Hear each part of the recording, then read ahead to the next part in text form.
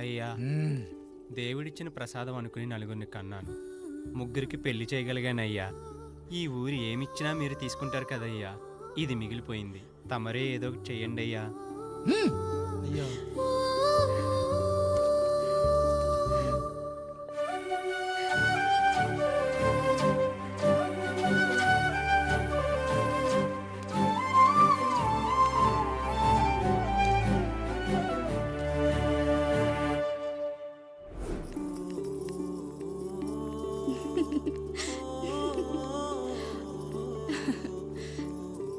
ఈ ఇల్లు, ఆస్తి, ఇంత గొప్ప భర్త, పిల్లలు చాలా ఆనందంగా ఉందండి. కానీ నాకు ఒకటే లోటు. మన తర్వాత మన పిల్లల్ని చూసుకోవడానికి వీళ్ళకొక అన్నయ్య కావాలండి. అచ్చం మీ పోలికలతో వీళ్ళకొక అన్నయ్యని కందామండి. నువ్వు అడిగితే కాదనగలనా?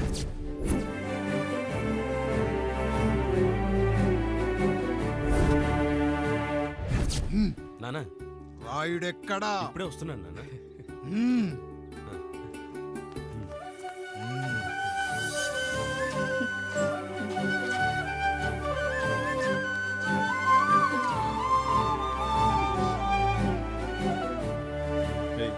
చూడరా, మీ అన్నం మీద పగ తీర్చుకోవడానికి నీకు ఇదే సరైన సమయం. పర్లేదంటావా? ఏం పర్వాలేదు. అయ్యా, ఎరా రంగా, ఏం కావాలో అడగరా. నీకంటూ ఏమి ఇవ్వలేదు, నువ్వు ఏమి అడగలేదు. చెప్పరా. మా అన్నకు నాకు పడట్లేదయ్యా. తోడ పుట్టినవాడని చాలా సహించాను. అడ్డమైన దానాలు చేసి ఆస్తి మొత్తం పోగొట్టాడు. ఇప్పుడేం కావాలరా? కొద్దిగా ఈ కత్తి తీసుకొని వాడిని చంపి పెట్టండి అయ్యా.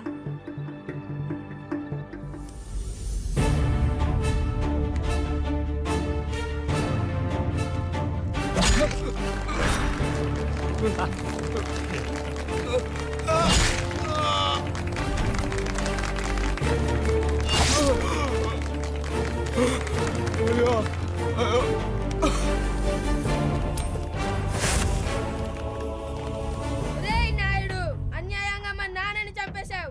గుర్తుంచుకో, ఈ నాయుడి కొడుకు నీ కుటుంబం పాలిట సైనికుడిగా మారబోతున్నాడు. నిన్ను, నీ కొడుకుని, ఆడికి పుట్టబోయే కొడుకుని అందరినీ లేపేస్తా.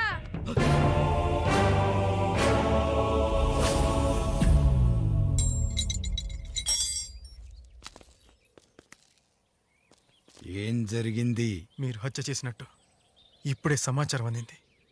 తగిన సాక్ష్యాధారాలు పరిశీలించిన పిమ్మట మీకు యావజ్జీవ కారాగార శిక్ష, 2000 రూపాయల జరిమానా విధిస్తూ అరెస్ట్ చేస్తున్నాను. అయ్యగారు నా కోసం చేసిన త్యాగాన్ని హత్య అంటుందా మీ చట్టం? ఇదెక్కడ న్యాయం? మనిషికి ఇచ్చిన మాట నిలబెట్టుకుంటే అరెస్ట్ చేస్తారా? ఏ దేశంలో ఉంది చట్టం? నన్ను ఏం చేయమంటారు రాయుడు గారు? 9వ తరగతి చదివి ఊర్లో గాలికి తిరుగుతున్నా నన్ను మీ మనిషి ఒకడు పోలీస్ స్టేషన్లో ఉండాలని నన్ను ఎస్ఐ చేశారు. సాటి మనిషిని స్వేచ్ఛగా హత్య చేసుకోలేని దౌర్భాగ్య స్థితిలో బతుకుతున్నాం మనం. మీరు చేసిన ఈ గొప్ప పనిని అర్థం చేసుకునే సంస్కారం, విజ్ఞత, విజ్ఞానం మాకు లేవు సార్, మాకు లేవు.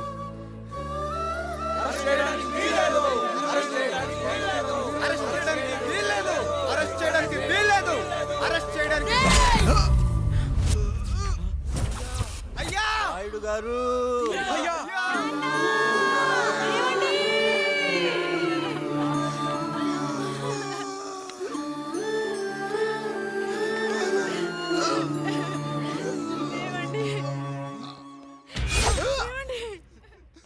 నొప్పిగా ఉందిరా.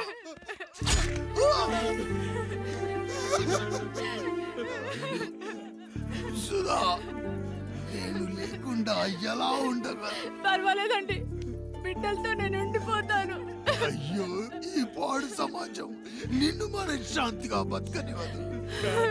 ఇంతమంది పిల్లల్ని చూసుకుంటూ భర్త లేకుండా ఎలా బతకగలం?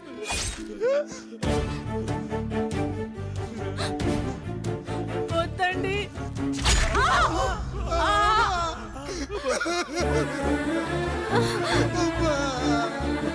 రాయుడు, బిడ్డలు జాగ్రత్త. ఈ రోజు నుంచి వీళ్ళంతా నీ తమ్ముళ్ళు, చెల్లెళ్ళు కాదు, నీ బిడ్డలు.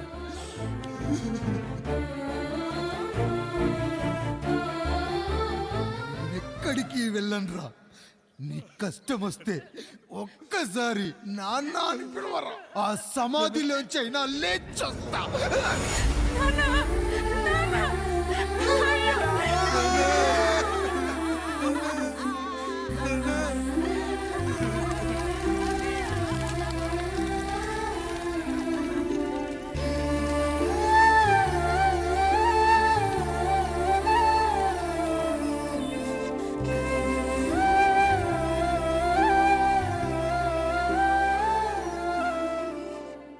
ఇందు మూలంగా 50 మందికి తెలియజేయనిదేమనగా ఊరికి కొత్తగా వచ్చిన యాండ్రాయిడ్ తన తండ్రి పెదరాయుడు అని ఆస్తిలో వాటా పంచమని రచ్చబండిని ఆశ్రయించడం వలన గ్రామ పెద్దలందరూ రేపు 11 గంటలకు రాయుడు గారి ఇంటికి రావాల్సిందిగా కోరుచున్నాము.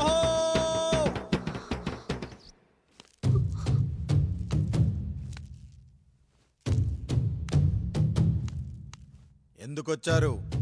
తన తాత పాపారాయుడు గారు ఆస్తి తనకు కూడా కావాలంటూ పంచాయతీలో ఫిర్యాదు చేశాడయ్యా.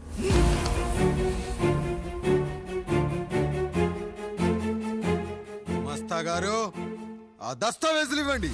అయ్యా, మరి మా సంగతి ఏంటి? అడగరేంటి? అవునన్నయ్య. ఈరోజు మీ పన్మేష్ కొడుకొచ్చాడు, రేపు ఆ పాల్దాన్ కూతురు వస్తుంది. ఇలా వచ్చినోళ్ళంతా మీ సంతానమేని తెలిసాక అదిగో ఆ కాముడు చెప్పినట్టు మా ఆయన వాటా కిందో బాత్రూము, నాకో సబ్బు బిల్ల, నా పుట్టబోయే బిడ్డకో బొట్టు బిల్ల, ఇదే మిగులుతుంది. అయినా ఊరి జనాభా కన్నా అన్నయ్య పిల్లల సంఖ్య ఎక్కువైపోతుంది. వాళ్ళందరూ ఇంటి మీదకి వచ్చే లోపు మా ఆస్తి మాకు ఇచ్చేస్తే మా బతుకులు మేము బతికేస్తాంగా. అవునన్నయ్య, మా ఆస్తి మాకు కావాలంతే. ఎవరిని పట్టుకుని ఏం మాట్లాడుతున్నారయ్యా? గా ఉన్నప్పటి నుంచి ఆయన మిమ్మల్ని సాగుతూ ఉన్నారు. ఈరోజు పెరిగి పండయ్యాక మా దారి మేము చూసుకుంటాం అనడం న్యాయం కాదయ్యా, న్యాయం కాదు. ఏ ఆయన నీకో కొడుకునిచ్చాడా? వాడి పేరేంటి? ఐఫోనా? ఎరా, ఆస్తి కావాలా? 4 బ్రష్లతో తోముకుంటే ఎక్కడ విడిపోతామో అని నా బ్రష్ టూత్ పేస్ట్ నీకు త్యాగం చేసినప్పుడు అప్పుడు అడగాల్సిందిరా. అన్నయ్య ఆస్తి కావాలి అని. ఎరా, నేను వాడిపారేసిన లంగోటాలు మార్చి మార్చి చొక్కాలు చేతిగుడ్డలుగా వాడారే, అప్పుడు అడగాల్సిందిరా అన్నయ్య ఆస్తి పంచు అని.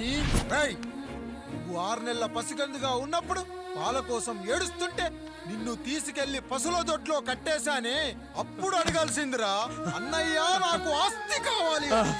రేయ్, మా తండ్రి గారు పాపారాయుడు పోలికలు నాకు, నా పోలికలు ఆండ్రాయిడ్కి.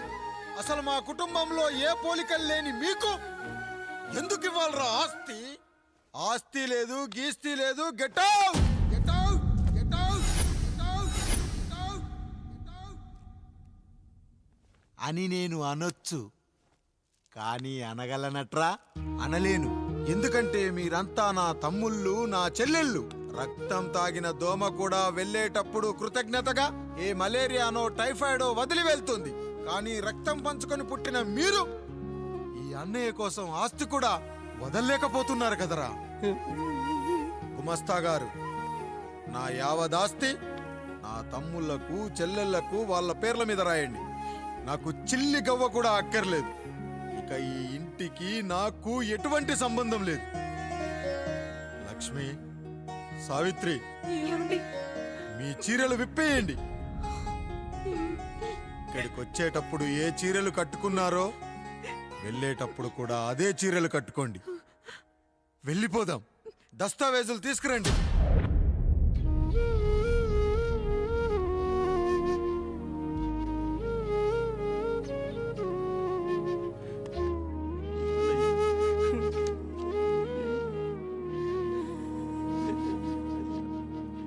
ఇక ఈ ఇంట్లో నా పేరు వినపడితే నా తమ్ముళ్ళు, చెల్లెళ్ళు బాధపడతారయ్యా. ఈ ఇంట్లోనే కాదు, ఈ దస్తావేజులో కూడా నా పేరు ఉండకూడదు. నేను ఇక్కడ సంతకం పెట్టి వీళ్ళ మనసు నొప్పించలేను. అయ్యా, మొత్తం వదిలేసి మీరెలా బతుకుతారయ్యా? ఎండకు నీడలా, వర్షానికి గొడుగులా నన్ను ఇన్నాళ్ళు కాపాడింది. కష్టాల్లో, సుఖాల్లో నాకు తోడుగా నిలిచింది. నా నిజమైన ఆస్తిని, కుటుంబ గౌరవాన్ని కాపాడింది. ఇదేరా నా ఆస్తి అంతస్తు. ఇదే మా నాన్నగారిచ్చిన లంగోట. బంగారం లాంటి తమ్ముళ్ళే లేనప్పుడు నాకు మాత్రం ఈ బట్టలెందుకురా? వెతికిన దొరకదే రూపం, అరి పిలిచిన పలకదే ప్రాణం. వెతికా నువ్వు నడిచిన దారుల్లో, బ్రతికే నువ్వు విడిచిన శ్వాసల్లో. హో నీడనడిగా గాలినడిగా ఎక్కడని నా ప్రాణం. ఏరునడిగా ఊరునడిగా ఎందుకని మౌనం. బాధనను విడువనని తడిమినది వెంటపడి.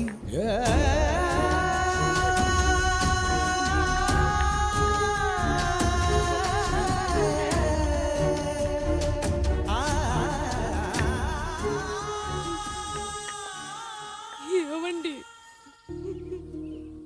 పప్పులో మీ చెమట పడుతుందండి. ఇడ్లీలో 2 చెంచాల ఉప్పు తగ్గించు లక్ష్మి. ఎలాగో మనం పేదోళ్ళమే కదా, కనీసం ఉప్పు ఖర్చైనా తగ్గుతుందనుకో.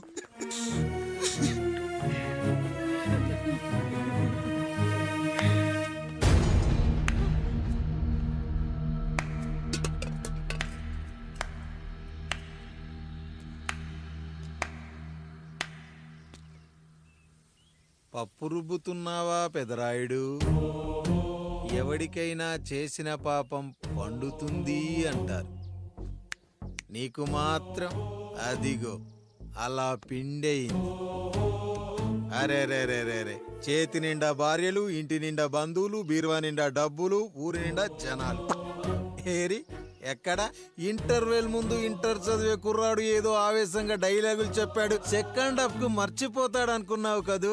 మర్చిపోవడానికి నువ్వు నాకు ఇచ్చింది అప్పు కాదు, ద్రోహం. అమ్మ వచ్చిన ప్రతిసారి అడిగేవాన్ని, అమ్మా నాన్నెక్కడా అని. నీ గురించి తెలిసాక నీ ముందుకొచ్చా, నీ బ్రతుకుని ఇక్కడి దాకా తీసుకొచ్చా. పిక్చర్ అభి బాకీ హే మేరా పితాజీ. నిన్నిలాగే వదిలేస్తే ఈ ఆండ్రాయిడ్ తో వదలవు. సామ్సంగ్లు, హెచ్టీసీలు, లెనోవాలు అంటూ కనిపారేస్తూ మా అమ్మ లాంటి వాళ్ళ కోసం తిరుగుతూనే ఉంటావు.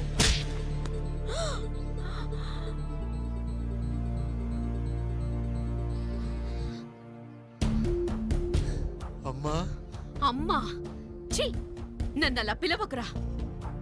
ఎవరిని పట్టుకొని ఎన్ని మాటలు అంటున్నావురా? రాయికి వరమిచ్చిన రాముడు దేవుడైతే, ద్రౌపదికి చీరిచ్చిన కృష్ణుడు దేవుడైతే, నాకు బిడ్డనిచ్చిన ఆయన కూడా దేవుడేరా. ఏంటి, ఇలానే వదిలేస్తే బిడ్డల్ని కంటూ వెళ్తాడా? అసలు ఆయన కంటూ సొంతంగా ఒక్క బిడ్డ కూడా లేడు.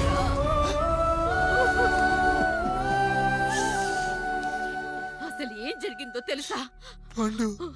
మీరుండండి అయ్యా, ఉండండి. మొదటి భార్యని చేసుకున్నాక పిల్లలు పుట్టలేదని రెండో పెళ్లి చేసుకున్నారు. ఆవిడకి పుట్టలేదు. మూడోసారైనా తగులుతుందనుకున్నాం, తనకే పుట్టలేదు. పిల్లల కోసం పెళ్ళాలని మార్చాడే కాని వాళ్ళని వదిలేయలేదురా. అదిరా మా పెద్దయ్య మనసు. ఆయన దగ్గర బాణం ఉంది కానీ లేదురా. అసలు నీ తండ్రి ఎవరో నీకు తెలుసా? తెలుసా? ఇదిగో ఈ కాముడేరా నీ తండ్రి. గేదె నల్లగా ఉన్నంత మాత్రాన పాలు తెల్లగా ఎలా ఉన్నాయనే కదరా నీ ప్రశ్న.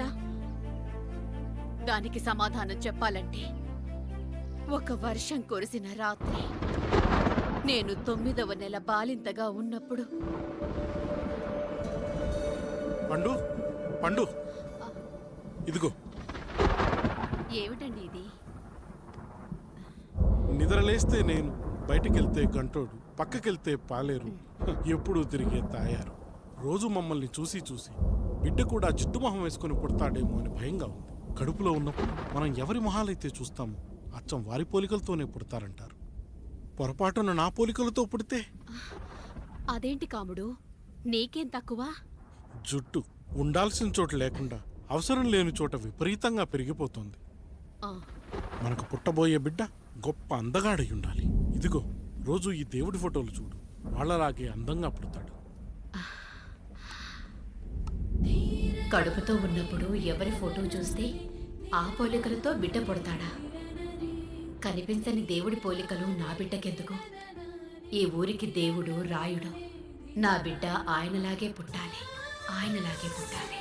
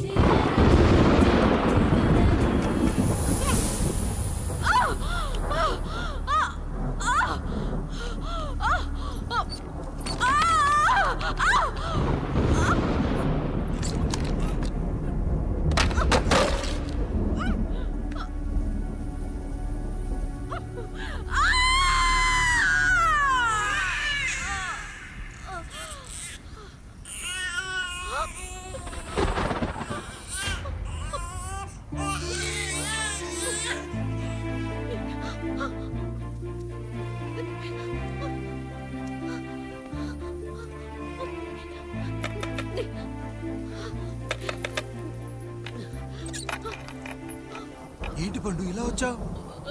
అయ్యా, తప్పు జరిగిపోయింది పెద్దయ్య. ఏం జరిగింది? అసలే నువ్వు ఒట్టి మనిషి కూడా కాదు. ఒక్కసారి ఇటు చూడండి అయ్యా.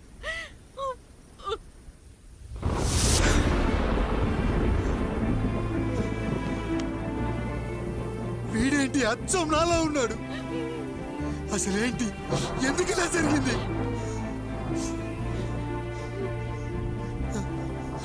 నువ్వు ఎప్పుడైనా చీకట్లో పంపు సైడ్ దగ్గరికి వచ్చావా? మరి అమలాపురంలో శివాలయం దగ్గర రత్నాలు నీకేమైనా అమ్మవుతుందా? పిఠాపురంలో పద్మం, రామాపురంలో లక్ష్మి, కాకినాడలో సుజాత. అయ్యో దేవుడా, అసలు ఇదంతా ఎలా జరిగింది పండు? అయ్యా, ఇదంతా కాముడి వల్లే అయ్యా, కాముడి వల్లే. కాముడా? కాముడు కుటుంబానికి నాకు ఏం గుర్తు రావట్లేదే. ఎన్నని గుర్తు పెట్టుకోగలను నేను మాత్రం. అయ్యా, అది కాదయ్యా.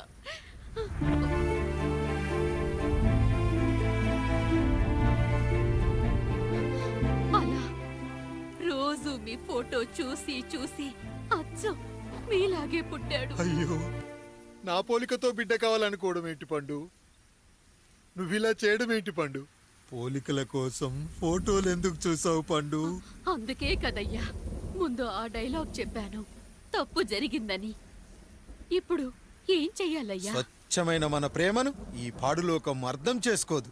కనీసం మీ ఇద్దరి జీవితం బాగున్నా ఆనందపడేవాని. వీణ్ణి ఇక్కడ ఉంచొద్దు పండు, బయటికి పంపించు. బయటికి పంపించి బాగా చదివించు, గొప్పవాణ్ణి చెయ్యి. వీడికి అయ్యే ఖర్చంతా నేనే భరిస్తా. అవసరమైతే ఆ డబ్బు కాముడి జీతంలో వచ్చేద్దాం. అయ్యా, వెళ్లే ముందు వీడికొక పేరు పెట్టండి అయ్యా. వీడు ఇంకో రాయుడు, అంటే ఇంగ్లీష్లో అండ్ రాయుడు, అండ్ రాయుడు.